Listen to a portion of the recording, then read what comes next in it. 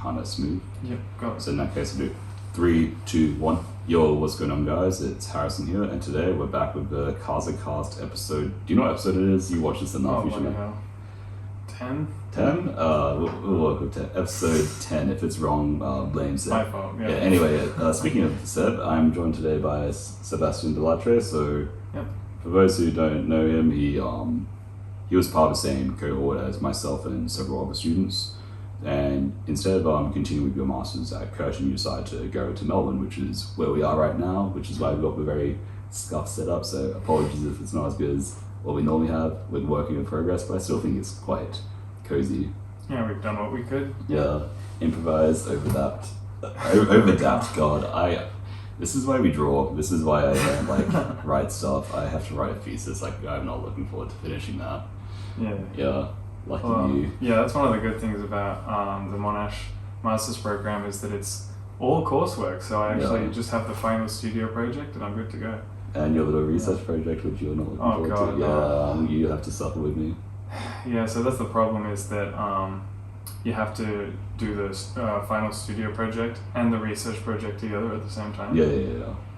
Which, So it feels like a mini thesis. Yeah, it's going to be pretty full on next semester, but I'm looking forward. You're going to be done, so that's really cool. Yeah, that's the good part. I think we're going to be done. So we met well before uni. We were in the same high school together. So I think it was it year 8 or year 9? We both decided we want to do architecture really early on. We sort of held each other to that, and that's what's pushed us through to do really well and keep going with this degree. Yeah. So. Yep. My recollection of it was that I was looking. Yep. Keep going. Okay. My recollection of it was that we were going to do something creative, right? Do that kind of thing. I remember when you said you wanted to do engineering. Yeah. Well, my recollection of it is that at some point in the year 11 kind of timeline, we were sharing the same physics class. That physics class, man. Yeah, and from memory, I was sitting behind you or something in that class, and yeah, we kind of started talking about what we might want to be doing after high school. Yeah. And that's kind of when we realized that we both got really similar goals and that we want to do architecture pretty much. Yeah. I mean, even though we've had these similar goals, we've gone about them in very different ways. Obviously, I stayed at Curtin, you've gone to Melbourne. I took a year off. You switched to part-time. So we all it's. I think that says a lot about the architecture degree, because even though it's very I guess streamlined in a way. It says 3 years of your undergrad, 2 years masters, then you're done. The whole way you do it can be very flexible and I think unique to each individual.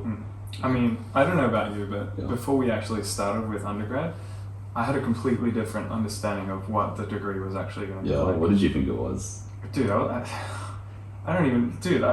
thought it might be something super kooky. I thought the structure was going to be really similar to high school. So I always had an understanding that tertiary education at uni was going to be just you go to school every day and then you have a test.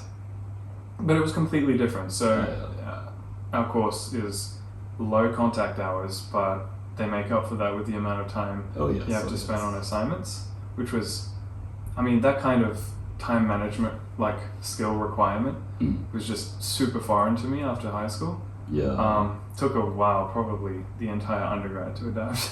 Yeah, no, definitely.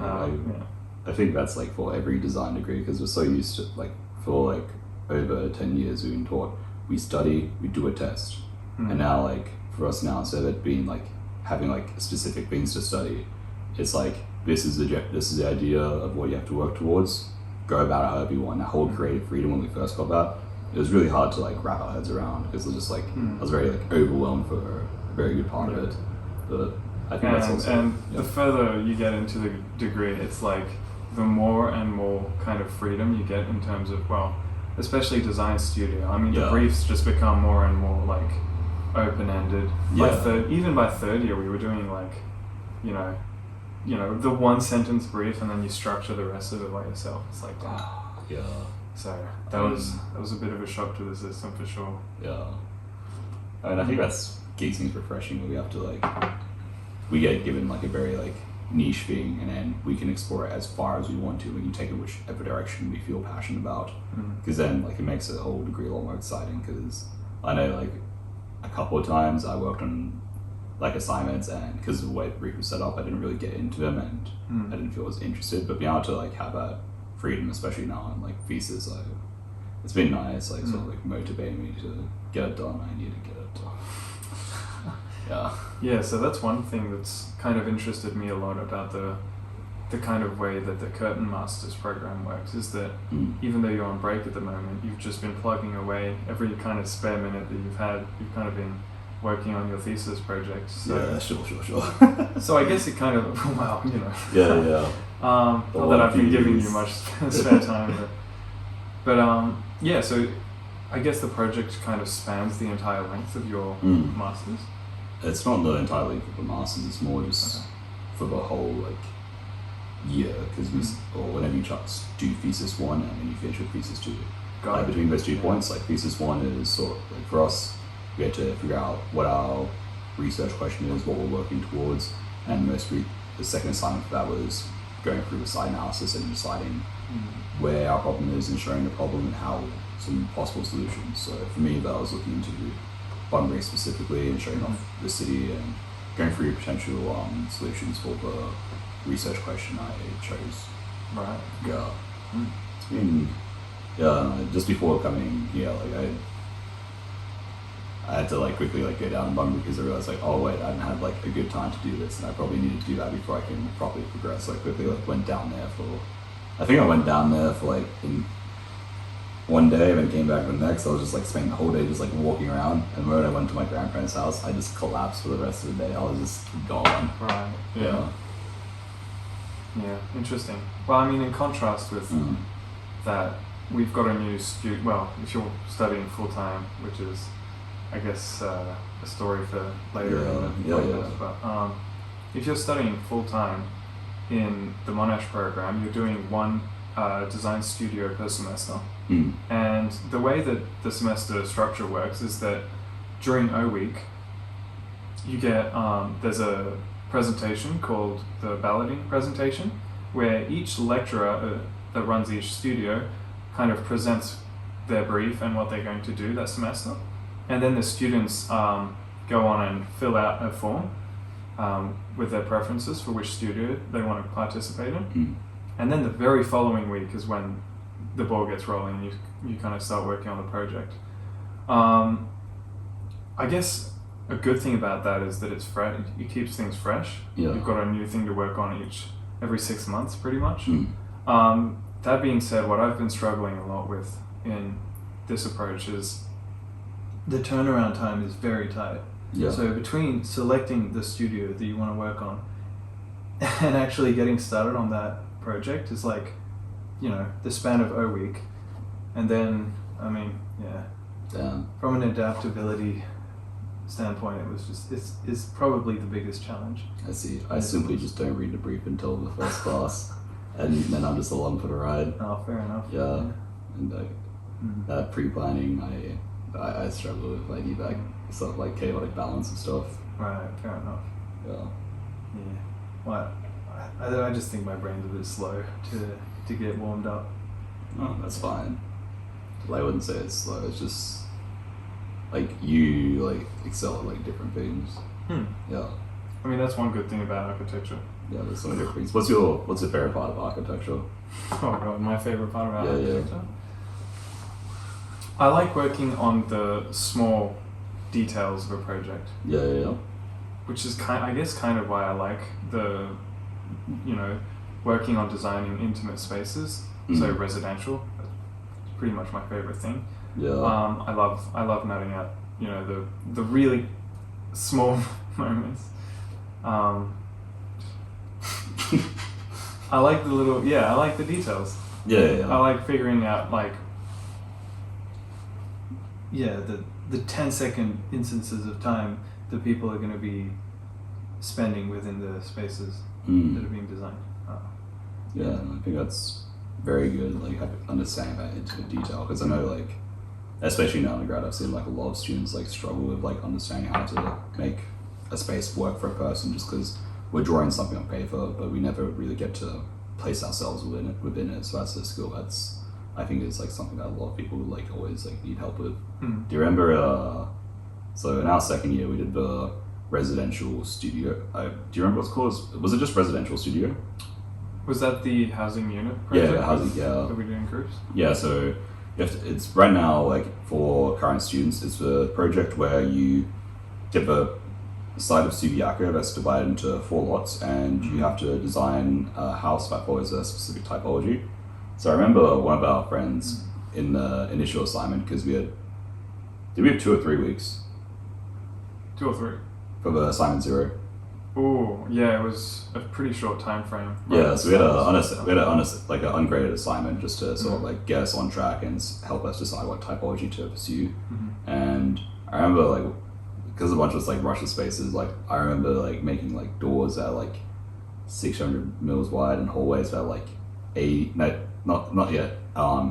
mils. Like all that stuff that's very uninhabitable, like not up to code. I remember like some people, like one of our friends made they designed a staircase, and one of the tutors asked like, how tall is each step? And without thinking, the student just went, was it like 50 centimeters or 1 meter? It was one of them. Oh man. Yeah, like for me, sure, I could get away with that, but for like a lot of other people, that is not gonna work. Yeah, I mean, I think it takes quite a long time. As a student, you don't really have any reference points. Yeah. I mean, unless you're just big nerd and you're reading the NCC like before bed, like who does that, right? I'm looking at you, Sean. Like one of the things that stands out to my experience in that unit was having a chat with, I think it might have been Chris. Yeah. I think it might have been Chris. Anyway, I was designing these really tiny little bedrooms with a bed that has a wall on 3 of the 4 sides, and of course, if you look into the Australian standards, like that's you can't be doing that. That's wonderful in Singapore. I love that. Yeah. But in any case, I was like, yeah. So basically, these are gonna be like capsules, little capsule rooms, and Chris was like, no, you can't be doing that, man. Yeah, no, I remember being told like make it like luxurious. It wasn't like a budget, so why do you have to make it feel so compact? I think like it was kind of awkward for us because that was just when COVID started, so that whole like sudden switch made a real big like disconnect for a lot of the students trying to understand how to progress their designs, because a lot of it was just very hard to get like feedback from week to week. Right. Yeah, it was a fun experience. Speaking of like stuff we've done online, I think one of our favorite things that we managed to do because of COVID was actually this online internship. So the NCP, like a lot of you students are very familiar with it. I'm sure a bunch of you go on trips. During COVID, obviously we can't really go overseas. We're like locked in borders. I couldn't even come over here if I wanted to until I think I came over here the moment like borders opened, was it? So this would have been halfway through 2022, which is pretty much when Victoria started kind of loosening it up. Yeah, and perfectly loosened up when I bet on a visit.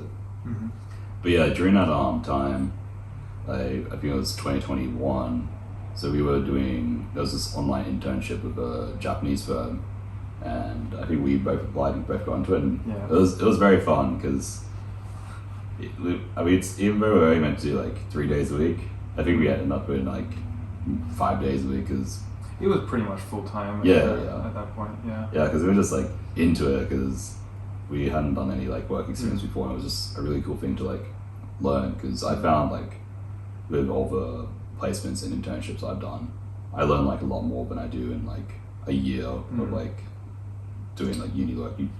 You learn so much so fast because everything's very like streamlined, and the whole like the projects we did over were pretty cool. And the Neopolis staff that we were that we were in contact with during that time were really helpful in developing our skills. Shout out David. Yes, David was the man. Yes, he was great.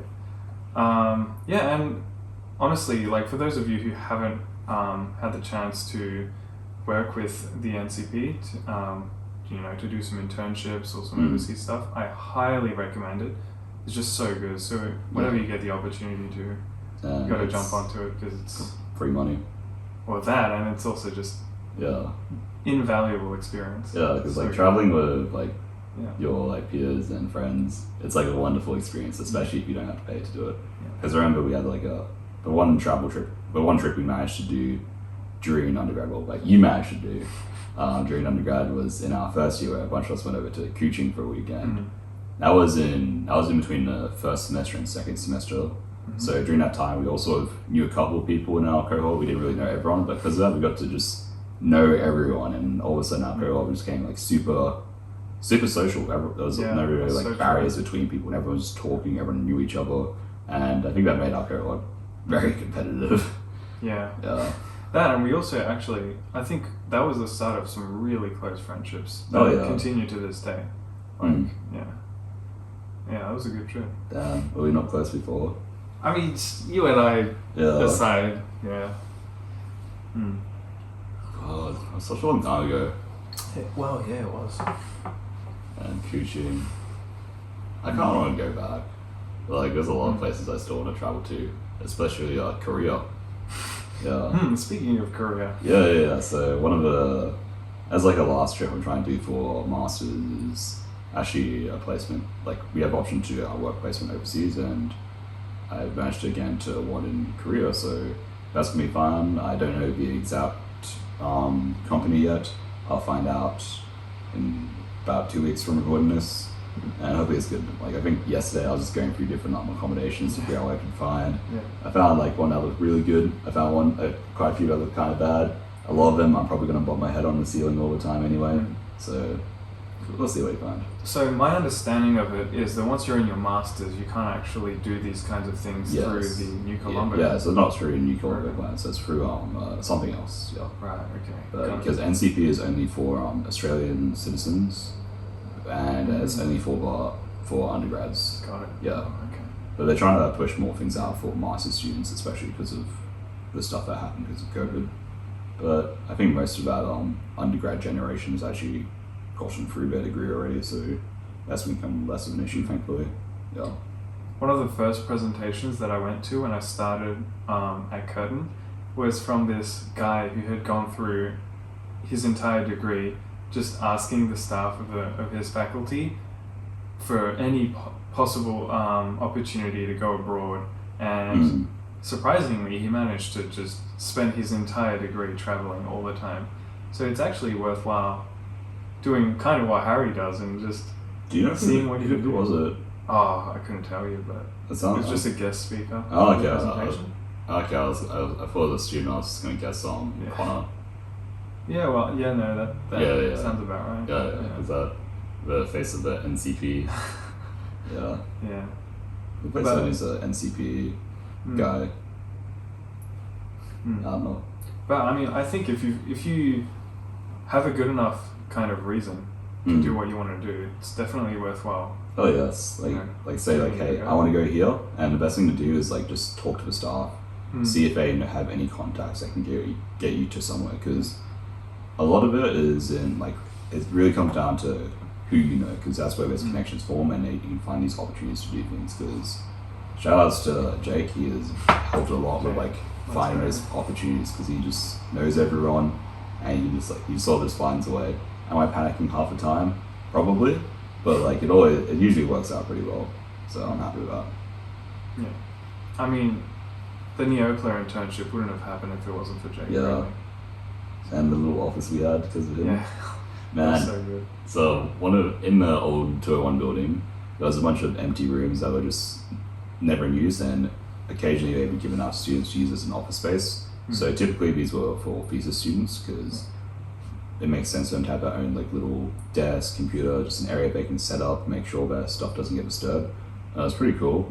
And then we ended up like getting one for the internship we're doing, because it's an online one. So we shared it with another student. But then things were good. We're making good space of it. Like you've probably seen the red coffee machine you've seen in 418. I used to keep that there all the time. It's like I remember we'd have an 8 a.m. lecture, and all the cafes on campus were open before 8. So I'd be the only one walking in with like freshly made coffee, and it's always wonderful. And on the tail end of semester, we would have been there all night. And going from working on studio in the office, grabbing our coffee from Harry's machine and going down to the studio, man, that hits different. Yeah, no. That was fun. That was a good time. But yeah. So obviously, like, we don't have that space anymore because you're in Melbourne, and 201's no longer. Yeah, 201 is no longer the Archie building. Man, it's like I don't even know what it's used for anymore. It's just like a random like classroom space. It was meant to be a library part. It was meant to be like a club HQ with like different club rooms for a bunch, but a lot of those things didn't end up happening, unfortunately. But it is what it is. I remember when I walked in, like all the blue pin-up boards were gone. It was just replaced with like random signage. I felt like the building had been, I think somebody just said the building had been yassified. And I just, that's a hilarious statement to think about. Wow. Yeah. Huh. Yeah, that was a fun time. Anyway. So, I'm just wondering, how's it been in the new building? Because I never actually got to experience it. I moved. What do you mean? I let you in like. Okay, as a student though. Yeah. I definitely prefer the old studios in 201. There's like double height ceilings, pin-up boards everywhere. You can make a mess. You can stay like back super late. If like the issue with this building is like there's not enough classrooms because everything's timed to the minute. So like you have to like move rooms if you're going over time just to like let people in. So like it functions like it like on paper it functions better, but like in practice it doesn't feel as good. And it feels very because it doesn't have those studios you can just stay back and like that studio culture that we used to have is like not as strong as it used to be. But it's time to make a comeback, thankfully. Like we're getting back to how it was, which is nice. So you think it's kind of a question of breaking it in? Oh yeah, definitely. Like I remember being told make a mess everywhere. I think for a while I had like a bunch of like scrap tracing paper that I just left on a random desk and no one was touching it. And then Archie students eventually I was like, oh, this is just like to mark a spot, and then they started using that. But I think when either some students or cleaners threw it out, I was like, oh, it's back to being used for someone who's just watching like a med lecture on their iPad. Oh, okay. Yeah, because it'd be like a giant table made for like 6 people to discuss around. Right. And one student on their iPad's like, ugh. Yeah, I mean, I must say a lot of that kind of culture is reflected at Monash as well. Yeah. As you know, we've got a big master's room on the 3rd floor of the architecture faculty building. And obviously when it's like crunch time at the end of semester, it gets a bit busy, but for the most part it's a big space and you'll see maybe 4 or 5 students in there at any given time. It's more or less the same thing in the library on campus as well, although of course everyone uses that one, so it gets pretty busy, but you don't really have that like kind of collaborative environment going on. Yeah. I guess like with the Monash, one thing I noticed with the Archie building is a lot more of those workshop facilities are built directly in the building, right? Like I remember seeing like woodworking facilities, metalworking stuff, like a bunch of that where we have to like leave the architecture building for. But I guess now we've got like the 3D printers, laser cutters, CNC machines. We've got like everything we need there, so it's pretty nice. Yeah. So all of those workshop rooms are along the ground floor, so they're accessible from the outside. And I mean, I can't complain about the facilities themselves because Monash has plenty of them. We've got, the 3D printing lab, the laser cutting lab, the woodworking, metalworking. It's all there, and it's great if you've got a physical modeling heavy unit. I'm just making physical models. Do I make a site model of Bunbury for thesis? Dude, yeah. Bro, I'm gonna cry. Maybe. I'll try to. Could be good. Yeah. Could stand out. Do you have any favorite like physical models that you made during your degree? Like undergrad or masters? Yeah, I can't say I've been doing much like modeling in my master's degree. Although, I guess I can think of 2 instances that have been pretty cool. So the first one was I'm pretty sure it was first year actually.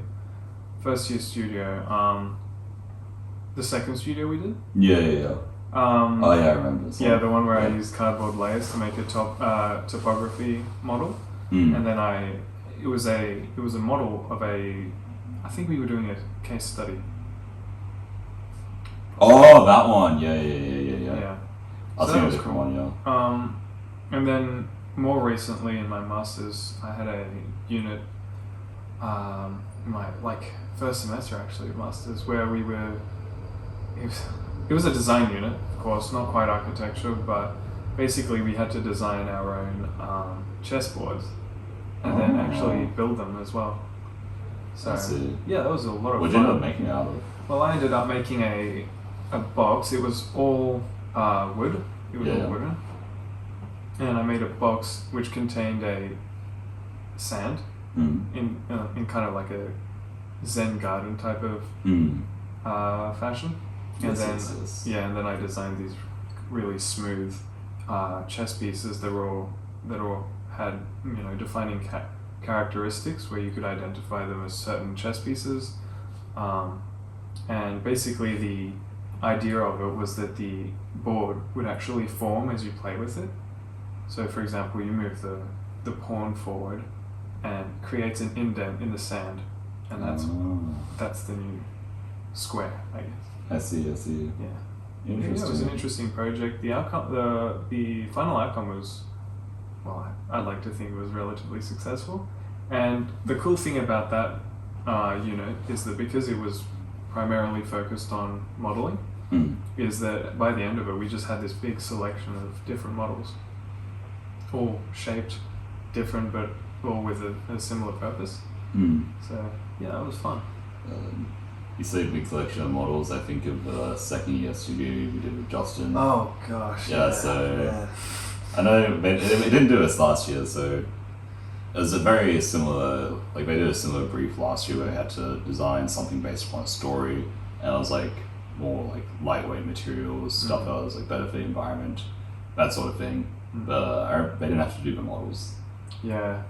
Yeah. So that was you know how like you have to do like a couple of process models to show your way forward. So what's like what about a couple dozen? What about 25? Yeah, that was. Yeah.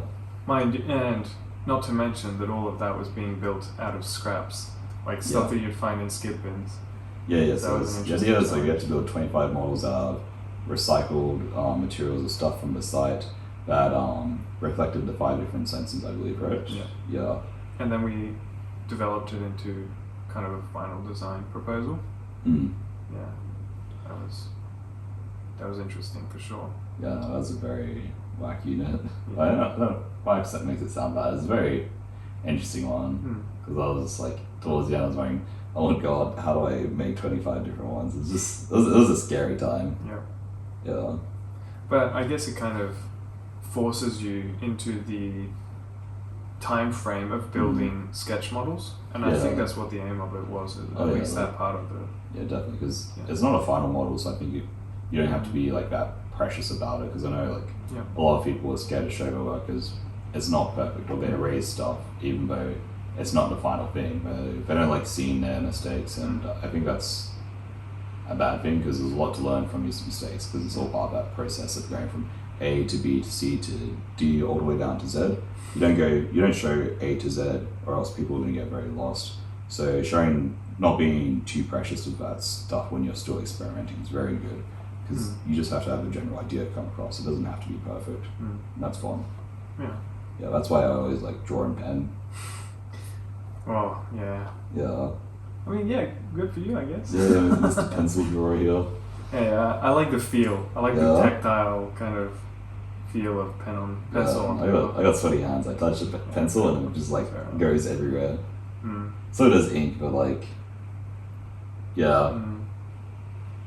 I guess that kind of brings us to the topic of the variety in people's approaches to iteration in design. We were having a quick kind of chat about this yesterday, but it's like, for myself at least, I've got I struggle with having a very pragmatic approach, which kind of freezes me in my tracks a lot of the time, because I end up just thinking so much about this next iteration has to be considering all of the different factors that are at play here, and has to be perfect. And of course you can't really move forward in design with that kind of pressure, you know? Yeah. So sometimes it pays off to just be more free flowing and let things onto the paper. Yeah. See, for me, Yeah. I simply just don't think too hard about it. I just do stuff and see, okay, this works, that doesn't work, and I just like keep like building upon that and changing things, and eventually I get to like the final thing, because I think not being too precious about things lets me like really like move past like ideas that don't work and stick to ones that do, and eventually like solve a project piece by piece rather than trying to solve a whole puzzle at once. Yeah. But that being said, I did enjoy like the most recent, I guess the final studio for me, which was the Praxis, which is the Prefab Cup or Fleetwood Cup for, as it previously was called. So we have to work with a team of engineers and we have to design a prefabricated multi-res structure. It also had to be focused on multi-generational living, so it was, it was definitely fun, because like I got to choose my engineers, which made things really easy. I already knew them. I know where they live, so if they're not like responding to my emails, I can just show up to their house and say, hey, where is this, where is that? But also like I didn't have to feel like I had to be too like precious with them. Like if something was off, I could tell them and they could tell me that, and I was very good in developing our stuff, because then we'd like go through, I'd sketch things, and if they didn't like it, I'd tell them, sketch, what do you think, what's wrong? We'd like discuss that way and build upon ideas, and I think it made the studio very enjoyable for me. Yeah, what was your experience like that? Because I remember you randomly sending me a picture of, was it like Francesco's Yeah, it was face? Francesco in the presentation at the start of the unit. So mine actually also participates in the Fleetwood Cup. Yeah. Well, Prefab. what at the time it was called the Fleetwood Cup. And so I actually think the brief doesn't really change that much year over year. Yeah, it's slight differences. So. But I think a struggle that we had in my unit was that we didn't actually work in that interdisciplinary fashion in the same way that the students at Curtin did. So basically my entire team consisted of architecture students, which was definitely a tricky challenge. You mean you got no engineers? That's the dream. Exactly. It was just a bit of a train wreck, I'm not gonna lie, but we got by. It was okay. Yeah. What I must say about it, which was good, is that it kind of emphasized the benefits of bouncing ideas and collaborating, because very often you can go down this rabbit hole, get stuck somewhere, and not be able to go ahead. And sometimes all you need is to just bounce ideas with someone else and make a breakthrough. So. Yeah, no, definitely. That's why I'm happy. Like cohort was really like social in undergrad, and then now masters, like everyone's a bit more, just because people are working and people have different like timetables. It's a bit harder to like find people to like bounce ideas off of and build that like what's the word? Rapport. Yeah, like rapport about your like design, and just like go back and forth and see it develop from week to week. But I think that's like why I've enjoyed thesis, because I've got an advisor who'll just say, okay, this bad, this good. Oh, that's nice. Yeah, I need that direct stuff. I'm very dense. Feedback is invaluable as well. It's always good to have a lecturer or an advisor who's just interested in the program. It's very important to like go to your studio class and get feedback every week. Don't be like me. I'm a bad example student. I think I went to. I went to all my thesis meetings with semester. I was good with that. That's good. But I think like I went to less than half my studio classes and like less than half of my prof prac classes. So I'm a very lazy student. Don't be like me. Yeah. I mean, sometimes it's kind of hard to go to a class to get feedback, especially when the class is structured in such a way where the lecturer goes around the entire class and does one-on-one feedback sessions with like 20 to 30 students. So you end up working on something for like 90% of the class and then getting like 5-10 minutes of feedback. Yeah. But if your unit is structured well, you should definitely take advantage of that. And Okay. How do you feel about the classes where instead of having the individual feedback, you like pin up your like process work and talk to the rest of the class and discuss with them? Yeah, so I really like that approach. Yeah. I feel like it's definitely much more productive because instead of doing the mid-semester pin up presentation and then the penultimate and then your final, you're getting some practice in every week. And you get to see what other people are working on, how they're working through the brief. Because at the end of the day, as vague and limited as the brief is, everyone's still working off more or less the same thing. Yeah. Of course, you'll end up with a very wide variety of proposals. Yes. I know there's a lot of students who aren't big fans of that approach, right, for the one-on-one stuff. Like for me, I used to not like it because I felt like I was losing like a lot of time for me to be productive with my work. But then having that like extra feedback with more people and discussing different ideas, I think inspired me a lot more. So I appreciate it a lot more looking back on it. See, something that I found was quite good during isolation, during COVID, was the fact that all of the classes were taking part online on like Zoom or whatever. Yeah. And what that meant was that when it came to one-on-one feedback time, the lecturer was able to schedule 15-minute slots for each student. Yeah. And I found that was much more productive because that way you weren't spending a big chunk of your day just waiting. Yeah, you just knew what you needed when you had to join, and that was very nice. Yeah, God, those COVID times. I remember we'd like wake up, we'd go on Discord at 9, get up at 5 and just play games. We were so productive back then, but like every time I try to go back to that, I cannot. It's a scary time, I don't want to repeat that. Yeah. Well, another thing about being productive is I think people are different, but personally I find that I get more work done when I'm surrounded by other people who are working on their projects and getting things done. So in undergrad, Harry and I spent a lot of time going over to like the library or going to the old CASA room. Yeah, the old CASA room, and just getting work done, spending hours working on projects and stuff. And I found that was probably some of the most productive time that I spent at uni. Yeah, no, even like for me in high school especially, like I was super lazy. And it wasn't until like year 12 where I started like, I need to actually like learn how to study. So I remember like dragging this one to like a public library. We just like go there and we work and stuff because I just need to be around other people who are doing work, and I feel like I'd have to. I can't, like, it'd be weird if I don't, and that sort of like thing helps me like be accountable. So being around other students who are doing work helps me be accountable as well. Because like if it's just me at home, I become so lazy. If I go in the studio and there's like into like the CASA space and there's no one there, I become super unproductive. I need like someone like in my ear who I can like talk to and just make sure I'm doing work. Hey, I mean, better late than never, right? Yeah. I feel like you've been getting some pretty productive work in lately. I mean, okay, so during your stay here, you were staying with another friend of ours, and I found that even with that kind of just presence, when you two got going on your own projects, you were pretty productive.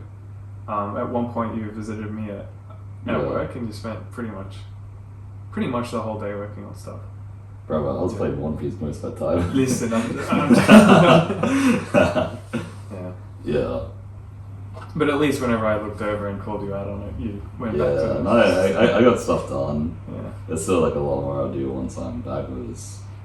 That's why I'm like chill with it during the break and then go fully into it, since my workplace is until the summer. I have to do my elective and thesis, so it's a bit more chill. I say it's not gonna be chill. Speaking of work placement and just work in general, how do you think is a good way to transition from being a student in architecture and being in the workforce in architecture? I'm unemployed. Why are you asking me? Well, I'm just asking you because you've got a decent amount of experience working with firms in Singapore through the Neopa program. Yeah. And perhaps you've got a pretty good idea of how that transition works? Honestly, like, okay, so like, once you finish your like I'll talk from like undergrad into working. Like once you finish your degree, you step into office. You're basically going to know nothing, and that's completely fine. Like every office does things slightly differently. They'll like expect like drawings to be like drawn in a different way based on standards they have. They have different like presentation styles that might not be just like yours. Like they probably won't be, and that's okay because they don't expect you to know everything because you haven't worked there. You're young, and it's okay because even if you like obviously like don't make a ton of mistakes because then things get bad. But it's okay to like make mistakes because you're learning. You're getting into something. I think the best way to phrase it would be to say, don't keep making the same mistakes. Yeah, there we go. Like if you keep making like new mistakes, to me that shows you're like learning. You're trying to like do stuff that you don't know how to do, and you're pushing yourself. I don't think that's like a bad thing, because if you're like, to me, like if you're making these sort of mistakes because you're trying to like do something new that you don't know, it shows to me that you have a desire to like improve yourself or just like learn more, and I think that's very valuable to a person. Like that sort of like progressive mindset. So, as one of our lecturers once said, if you know, you know. Once you get out of uni and get into the workforce, you'll realize that you've learned about 5% of what there is to know about architecture at uni, and the other 95% is what you learn on the job. Oh, definitely. And I reckon that's pretty accurate, to be honest. Yeah. See, I thought you were gonna say the good design bottle of wine one. Oh, well. That's the only quote I really like remember from one of our tutors. Yeah. Yeah. Yeah. Yeah, that was Same tutor, but you know. Oh, actually, yeah. Okay, we'll not name and shame them. Yeah, that's yeah, no, because like I also hear people describe like the whole like degree as you learn how to design, then after that, in the time it takes you to get registered, you're learning how not to be sued and how to be compliant with the NCC stuff. Man, that is such a big part of it. Yeah. I mean, I'm not even close to being registered yet, but I'm already being exposed to it. Yeah, for sure. There's such a massive component of the job which is just liability protection. That's a very scary thing. It's scary. It's a little bit sad, but it's also the reality of things. Yeah. Just don't get sued. Easy. But also, I mean, you have to understand that it's there for a reason. It's important. Yeah. For sure. So, yeah. Okay, I'll check the time. Yeah, 40 minutes. Okay. So we'll probably like wrap things up there. Is there anything else you want to like talk about before we end here? Not that I can think of really, no. Damn. That's crazy. We had a pretty productive conversation. Yeah. Bro, you know me, brain empty. Yeah, brain empty. I need more coffee. Yeah. I'm already like... We've drunk our coffee. I'm empty already. I've been empty since like half an hour ago. I don't know how I'm still functioning. Yeah, anyway, that is Harrison and Seb signing out for the CASACast episode 10. Peace.